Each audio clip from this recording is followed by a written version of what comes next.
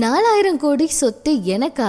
நான் காதலிச்சிட்டு இருக்கேனா? சீக்கிரமா திருமணம் நடக்க இருக்கா அப்படின்னு சொல்லி அனிருத் என்ன விளக்கம் கொடுத்திருக்காருன்னு தெரியுமா? 2 வருஷம் உருகி உருகி காதலிச்சு கடைசியில வேண்டான்னு சொன்னாரு. நான் கடைசியில எடுத்த முடிவு இதுதான் அப்படின்னு தாரணி அவங்க வெளிப்படையா ஒரு விஷயத்த சொல்லியிருக்காங்க. அன்சிதா அவங்களுடைய வீட்டு விசேஷம். இதுல பிக் பாஸ் பிரபலங்கள் எல்லாருமே கலந்துக்கிட்டாங்க. புகைப்படங்கள் எல்லாம் எடுத்திருந்தாங்க. அந்த வகையில விஷால் அவரும் இதுல கலந்துக்கிட்டாரு. இன்னி உங்களுக்குள்ள இருக்க அந்த நல்ல நட்பு பார்க்கும்போது பொறாமையா இருக்கு அப்படின்னு எல்லாம் கூட நிறைய பேர் கருத்துக்களை பதிவிட்டு இருக்காங்க. வாங்க என்னாச்சுங்கிறத இந்த வீடியோல பார்த்து தெரிஞ்சுக்கலாம். அனிருத் அவர் காவ்யா மாறன் அவங்கள திருமணம் பண்ணிக்க இருக்காரு. 2 பேரும் காதலிச்சுட்டு இருக்காங்க.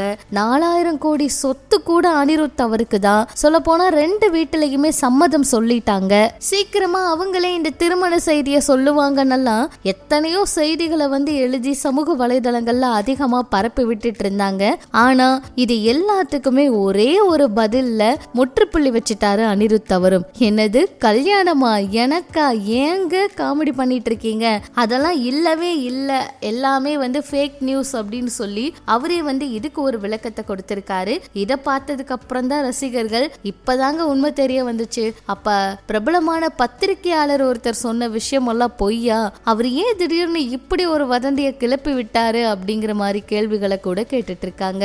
அதே போல சூலம் சீரியல்ல நடிச்சு கொண்டிருக்கும் போது காதல் வந்துச்சு அப்படின்னு தாரணி அவங்க ஒரு சில விஷயங்களை சொல்லியிருக்காங்க.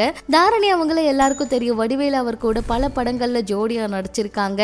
தாரணி அவங்களுடைய புடவை முந்தானிய பிடிச்சுக்கிட்டு மாலா மாலா அப்படின்னு அவர் சொல்ற காமெடி எல்லாம் பயங்கரமா மீம்ஸ்ல எல்லாம் ட்ரெண்ட் ஆச்சு, எல்லாருக்குமே தெரியும். அந்த வகையில தன்னுடைய காதல் வாழ்க்கைய பத்தி அவங்க பேசும்போது சூலம் சீரியல்ல நடிச்சுக்கிட்டு இருந்த அந்த சீரியல் முழுக்க குற்றாலம் பக்கத்துல தான் ஷூட்டிங் போச்சு. அந்த சீரியலை இயக்கியது நடிகர் இளவரசு அவர் தான். அவர் துணையா தான் என்னுடைய கணவரும் வேலை பார்க்க வந்தாரு. என்னுடைய கணவர் இளவரசு அவருடைய நண்பர். இளவரசு அவரு வேறு ஏதாவது ஷூட்டிங் அல்லது தவிர்க்க முடியாத இடங்களுக்கு போகும்போது என்னுடைய கணவர் இளவரசு அவருடைய வேலையை பார்ப்பாரு. அப்ப அவர் கூட எனக்கு பழக்கம் ஏற்பட்டுச்சு. அதாவது நான் பிராமின் குடும்பத்தை சேர்ந்தவங்க, அவங்க வேற வகுப்பை சேர்ந்தவங்க.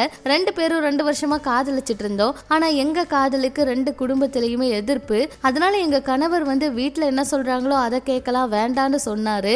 நான் பயங்கரமா கோவம் அவரை திட்டி அப்படியெல்லாம் பிரிய முடியாது, நம்ம ஒன்னாதான் வாழணும் அப்படின்னு சொன்னேன். அப்புறம் குடும்பத்துக்கிட்ட பேசி பார்த்தோம், அவங்களும் சம்மதம் சொன்னாங்க. பல போராட்டம் எல்லாம் தாண்டி எங்களுக்கு கல்யாணம் நடந்துச்சு. இப்ப ரொம்ப சந்தோஷமா வாழ்ந்துட்டு இருக்கோம் அப்படிங்கிற மாதிரி தாரணி அவங்க இந்த ஒரு காதல் கதையை ரொம்ப அழகா சொல்லியிருக்காங்க.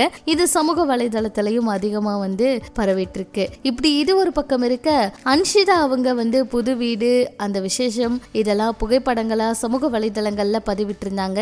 அந்த வகையில இந்த பிக் பாஸ் நட்பு இன்னுமே முடியலன்னு தான் சொல்லணும். இதுல ஜெஃப்ரி அவரு, அது மட்டும் இல்லாம விஷால் அவரெல்லாம் அன்ஷிதா அவங்களுடைய வீட்டுக்கு போயிருக்காங்க. ரொம்ப சந்தோஷமா எடுத்துக்கிட்ட புகைப்படங்கள் எல்லாம் பதிவிட்டிருக்காங்க. இந்த நட்பு எப்பவும் மாறாம இருக்கணும் அப்படின்னு எல்லாம் கூட ரசிகர்கள் நிறைய கருத்துக்களை பதிவிட்டு இருக்காங்க. இதெல்லாம் பற்றி உங்களோட கருத்துக்களை சொல்லுங்க. நம்ம சினிமா தகவலை தெரிஞ்சுக்க நம்ம சேனல் கூட இணைஞ்சிருங்க.